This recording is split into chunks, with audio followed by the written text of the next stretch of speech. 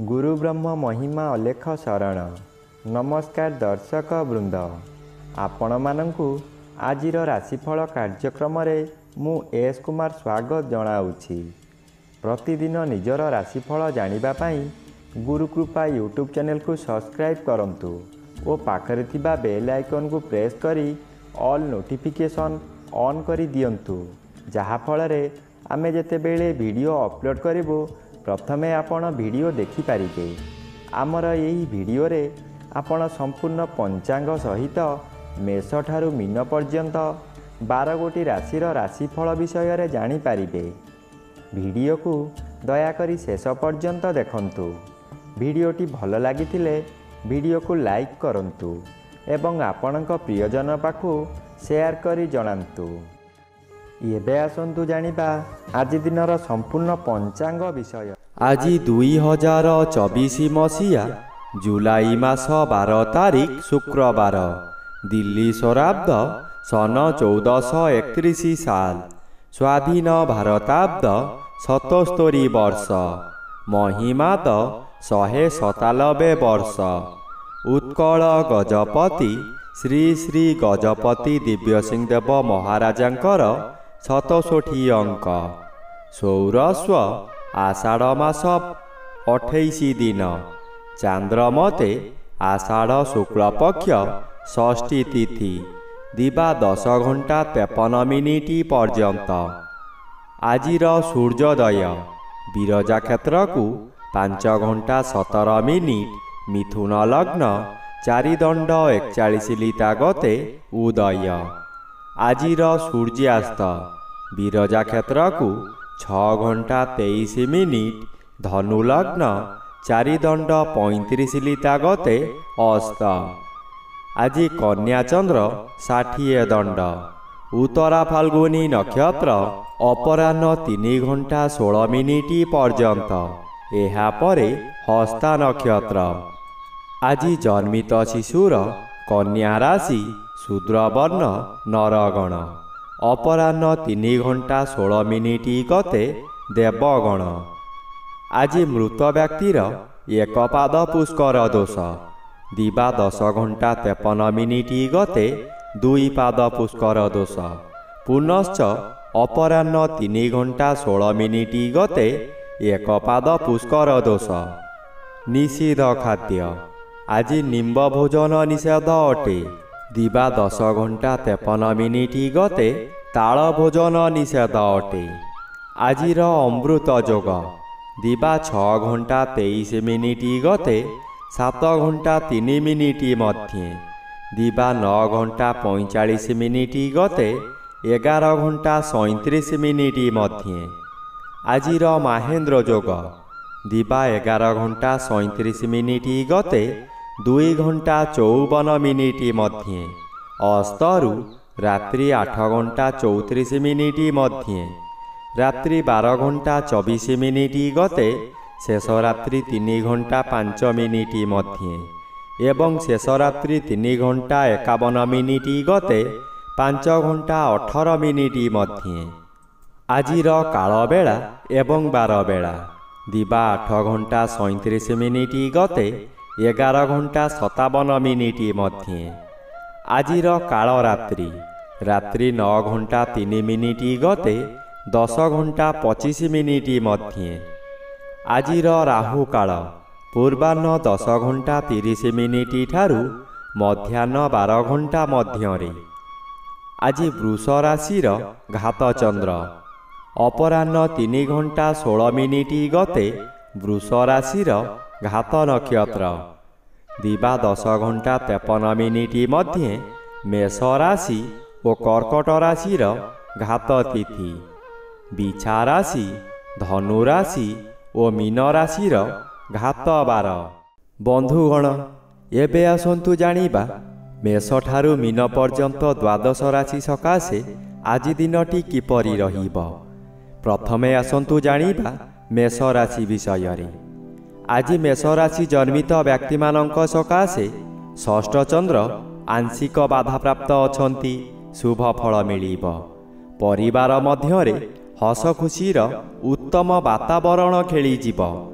ବିଗତ ଦିନମାନଙ୍କରେ ଆପଣ ପ୍ରତ୍ୟେକ କାର୍ଯ୍ୟରେ ଫେଲ୍ ମାରିଥିଲେ।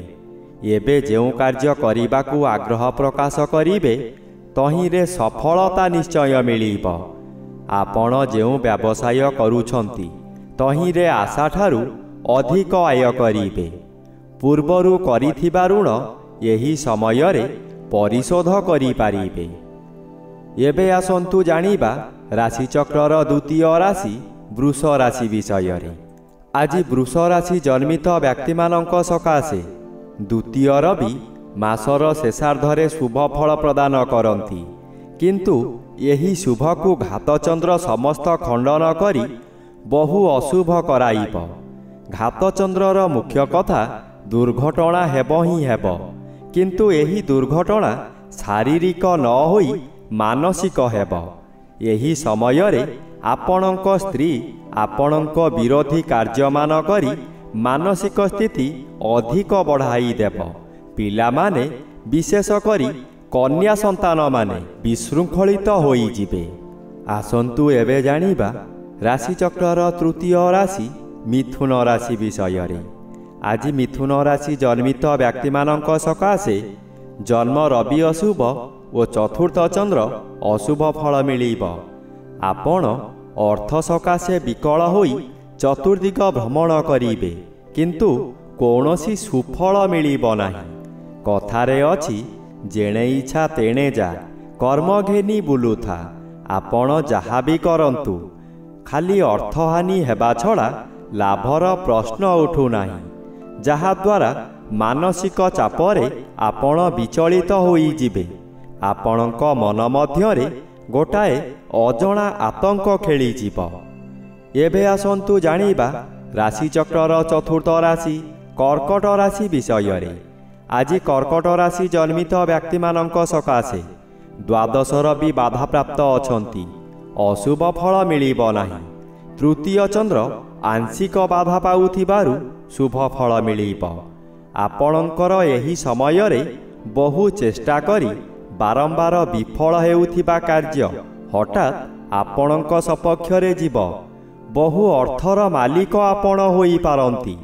ପୂର୍ବରୁ ଖରାପ ଥିବା ସ୍ୱାସ୍ଥ୍ୟ ଏହି ସମୟରେ ମନର ବଳ ବୃଦ୍ଧି ପାଇଥିବାରୁ ସ୍ୱାସ୍ଥ୍ୟ ଉତ୍ତମ ରହିବ। ଏବେ ଆସନ୍ତୁ ଜାଣିବା ରାଶିଚକ୍ରର ପଞ୍ଚମ ରାଶି ସିଂହ ରାଶି ବିଷୟରେ। ଆଜି ସିଂହ ରାଶି ଜନ୍ମିତ ବ୍ୟକ୍ତିମାନଙ୍କ ସକାଶେ ଏକାଦଶ ରବି ଶୁଭ ଓ ଶୁକ୍ଳପକ୍ଷ ହେତୁ ଦ୍ୱିତୀୟ ଚନ୍ଦ୍ର ଶୁଭ ଫଳ ମିଳିବ। ଆପଣଙ୍କୁ କିଛି ବ୍ୟକ୍ତି ଅସହଯୋଗ କରୁଥିବା ସ୍ଥଳେ ଅନ୍ୟ କିଛି ବ୍ୟକ୍ତି ସହଯୋଗର ହାତ ବଢ଼ାଇ ଆପଣଙ୍କୁ ଉଚ୍ଚକୁ ଉଠାଇ ନେବେ। ବାଧା ଆସୁଥିବା ସ୍ଥାନରୁ ବିଳମ୍ବରେ ହେଉ ପଛେ ସଫଳତା ମିଳିବ। ଆପଣଙ୍କ ଉଦ୍ୟମ ଫଳପ୍ରଦ ହେବ। ଉତ୍ତର ଦିଗରୁ କୌଣସି ବ୍ୟକ୍ତି ଆପଣଙ୍କ ସହିତ ଯୋଗାଯୋଗ କରି ଶୁଭ ଖବର ଦେବେ। ଏବେ ଆସନ୍ତୁ ଜାଣିବା ରାଶିଚକ୍ରର ଷଷ୍ଠ ରାଶି କନ୍ୟା ରାଶି ବିଷୟରେ। ଆଜି କନ୍ୟା ରାଶି ଜନ୍ମିତ ବ୍ୟକ୍ତିମାନଙ୍କ ସକାଶେ ଦଶମ ରବି ଶୁଭ ଓ ଶ୍ରୀଚନ୍ଦ୍ର କେତେକାଂଶରେ ଶୁଭ ଫଳ ପ୍ରଦାନ କରିବେ। ଗୃହରେ କିଛି ମାଙ୍ଗଳିକ କାର୍ଯ୍ୟ ହୋଇପାରେ। ଖୁବ୍ ଧୁମଧାମରେ ଆନନ୍ଦ ଉତ୍ସବ ପାଳିବେ। ନିଜ ପାଖରେ ଅର୍ଥ ଥାଉ କି ନଥାଉ ସ୍ୱାଦିଷ୍ଟ ଭୋଜନ ପ୍ରସ୍ତୁତ କରି ନିଜେ ଭୋଜନ କରିବା ସହିତ ପରିବାର ଲୋକଙ୍କୁ ଖୁଆଇ ଆନନ୍ଦ ଅନୁଭବ କରିବେ। କିନ୍ତୁ ମନେ ରଖନ୍ତୁ, ଏହି ସମୟରେ ନୂତନ ଗୃହ ଆରମ୍ଭ କରନ୍ତୁ ନାହିଁ। ଗୃହ ଆରମ୍ଭ କଲେ ତାହା ଅଧାରୁ ବନ୍ଦ ହୋଇପାରେ କିମ୍ବା କୌଣସି ଅଘଟଣ ଘଟିପାରେ। ଏବେ ଆସନ୍ତୁ ଜାଣିବା ରାଶିଚକ୍ରର ସପ୍ତମ ରାଶି ତୁଳା ରାଶି ବିଷୟରେ। ଆଜି ତୁଳା ରାଶି ଜନ୍ମିତ ବ୍ୟକ୍ତିମାନଙ୍କ ସକାଶେ ନବମ ରବି ଅଶୁଭ ଓ ଦ୍ୱାଦଶ ଚନ୍ଦ୍ର ଅଶୁଭ ଫଳ ପ୍ରଦାନ କରିବେ। ଆଜି ମନ ମଧ୍ୟରେ ଦୁଶ୍ଚିନ୍ତା ବଢ଼ିଯିବ। ଆପଣ ଯାହା ବି କରନ୍ତୁ, ଖର୍ଚ୍ଚ ବ୍ୟତୀତ ଲାଭର ପ୍ରଶ୍ନ ଉଠୁନାହିଁ। ଏହି ଦ୍ୱାଦଶ ଚନ୍ଦ୍ରରେ ଅତିରିକ୍ତ ବ୍ୟୟଭାର ବଢ଼ିଯିବ। ଆପଣ ହତାଶ ହୋଇଯିବେ। ସୁଖ ସନ୍ଧାନରେ ବିଭିନ୍ନ ସ୍ଥାନକୁ ଯାତ୍ରା କରିବେ। ଶରୀର ଅସୁସ୍ଥ ହେବ। ବନ୍ଧୁବାନ୍ଧବ ଅଶାନ୍ତି ହେବେ।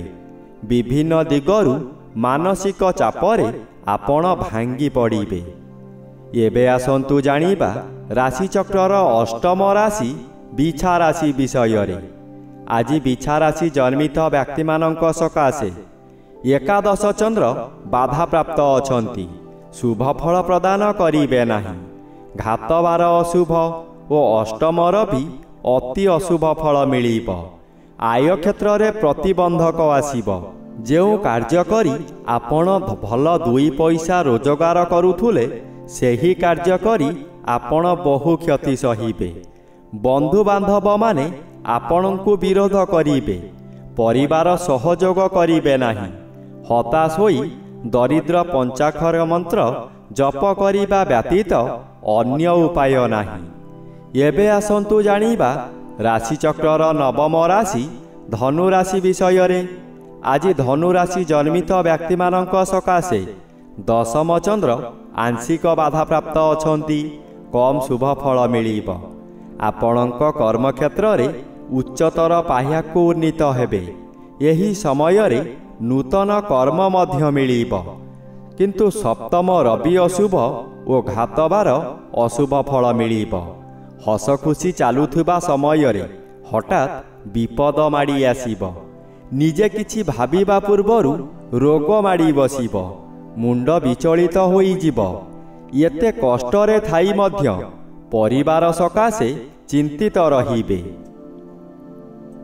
ଆସନ୍ତୁ ଏବେ ଜାଣିବା ରାଶିଚକ୍ରର ଦଶମ ରାଶି ମକର ରାଶି ବିଷୟରେ। ଆଜି ମକର ରାଶି ଜନ୍ମିତ ବ୍ୟକ୍ତିମାନଙ୍କ ସକାଶେ ନବମ ଚନ୍ଦ୍ର ଶୁକ୍ଳପକ୍ଷରେ ଶୁଭ ଫଳ ଦିଅନ୍ତି। ଷଷ୍ଠ ରବି ଶୁଭ। ଏହାକୁ କେହି ବାଧା ଦେଇପାରିବେ ନାହିଁ। ଆପଣ ଯେଉଁ କାର୍ଯ୍ୟ କରିବାକୁ ଚାହିଁବେ ତହିଁରେ ସଫଳତା ମିଳିବ। ବିଶେଷ କରି ଏହି ସମୟରେ ଜନମଙ୍ଗଳ କାର୍ଯ୍ୟକ୍ରମରେ ଯୋଗ ଦେଇପାରନ୍ତି। ଜନହିତକର କାର୍ଯ୍ୟ କରି ଉଚ୍ଚ ପ୍ରଶଂସା ପାଇବେ। ଚତୁର୍ଦିଗରୁ ସମ୍ମାନ ମିଳିବ। ଖୁସିରେ ଦିନ କାଟିବେ। ଭାଗ୍ୟରେ ପରିବର୍ତ୍ତନ ହୋଇଯିବ। ଏବେ ଆସନ୍ତୁ ଜାଣିବା ରାଶିଚକ୍ରର ଏକାଦଶ ରାଶି କୁମ୍ଭ ରାଶି ବିଷୟରେ। ଆଜି କୁମ୍ଭ ରାଶି ଜନ୍ମିତ ବ୍ୟକ୍ତିମାନଙ୍କ ସକାଶେ ପଞ୍ଚମ ରବି ଅଶୁଭ ଓ ଅଷ୍ଟମ ଚନ୍ଦ୍ର ଅତି ଅଶୁଭ ଫଳ ମିଳିବ। ଆପଣ ଯେଉଁ ସ୍ଥାନକୁ ଯିବେ ସେଠାରେ କଳହ ହେବ। ବିଭିନ୍ନ ପ୍ରକାରର କ୍ଷତି ହୋଇ ଆପଣଙ୍କର ମଥା ବିଚଳିତ ହୋଇଯିବ। ରାସ୍ତାରେ ଯିବା ସମୟରେ ଆପଣ ଅନ୍ୟମନସ୍କ ହୋଇପାରନ୍ତି। ସାବଧାନ ନ ରହିଲେ ଯାନବାହନ ଦୁର୍ଘଟଣାକୁ ଏଡ଼ାଇ ଦେଇ ହେବ ନାହିଁ। ଆପଣଙ୍କୁ ଗରମ ଜ୍ୱର ମଧ୍ୟ ହୋଇପାରେ। ପରିବାର ମଧ୍ୟରେ କେହି ଜଣେ ହେଲେ ପଚାରିବେ ନାହିଁ ତମର କ'ଣ ହେଉଛି ବୋଲି। ଏବେ ଆସନ୍ତୁ ଜାଣିବା ରାଶିଚକ୍ରର ଦ୍ୱାଦଶ ଅବା ଶେଷ ରାଶି ମୀନ ରାଶି ବିଷୟରେ। ଆଜି ମୀନ ରାଶି ଜନ୍ମିତ ବ୍ୟକ୍ତିମାନଙ୍କ ସକାଶେ ସପ୍ତମ ଚନ୍ଦ୍ର ବାଧାପ୍ରାପ୍ତ ଅଛନ୍ତି। ଶୁଭ ଫଳ ମିଳିବ ନାହିଁ। ଘାତବାର ଅଶୁଭ। ହଠାତ୍ କୌଣସି କାରଣରୁ ଆପଣଙ୍କର ଆୟ ବନ୍ଦ ହୋଇଯିବ। ଯେତେ ଚେଷ୍ଟା କଲେ ମଧ୍ୟ ବ୍ୟବସାୟକୁ ବୃଦ୍ଧି କରିପାରିବେ ନାହିଁ। କର୍ମକ୍ଷେତ୍ରରେ ବିଶୃଙ୍ଖଳା ଦେଖାଦେବ। ଚାକିରି କରୁଥିବା ବ୍ୟକ୍ତି ଚାକିରିରେ ବାଧାବିଘ୍ନ ଦେଇ ଗତି କରିବେ। ତଳ କର୍ମଚାରୀମାନେ ଗୁପ୍ତ ଶତ୍ରୁ ପାଲଟି ଯିବେ। ବନ୍ଧୁ ଅପ୍ରିୟ ହୋଇପାରନ୍ତି। ଏହି ଗଲା ଆଜି ଦିନର ସମ୍ପୂର୍ଣ୍ଣ ପଞ୍ଚାଙ୍ଗ ସହିତ ମେଷଠାରୁ ମୀନ ପର୍ଯ୍ୟନ୍ତ ଦ୍ୱାଦଶ ରାଶିର ରାଶିଫଳ ବିଷୟରେ। ଭିଡ଼ିଓଟି କିପରି ଲାଗିଲା ଦୟାକରି କମେଣ୍ଟ ମାଧ୍ୟମରେ ଆପଣଙ୍କ ମତାମତ ଜଣାଇବେ ଏବଂ ଭିଡ଼ିଓକୁ ଲାଇକ୍ କରି ଆପଣଙ୍କ ପ୍ରିୟଜନଙ୍କ ପାଖକୁ ସେୟାର କରି ଜଣାନ୍ତୁ। ଚ୍ୟାନେଲକୁ ଯଦି ନୂଆ କରି ଆସିଛନ୍ତି ତେବେ ଚ୍ୟାନେଲକୁ ସବସ୍କ୍ରାଇବ୍ କରି ପାଖରେ ଥିବା ବେଲ୍ ଆଇକନ୍କୁ ଅନ୍ କରି ଦିଅନ୍ତୁ।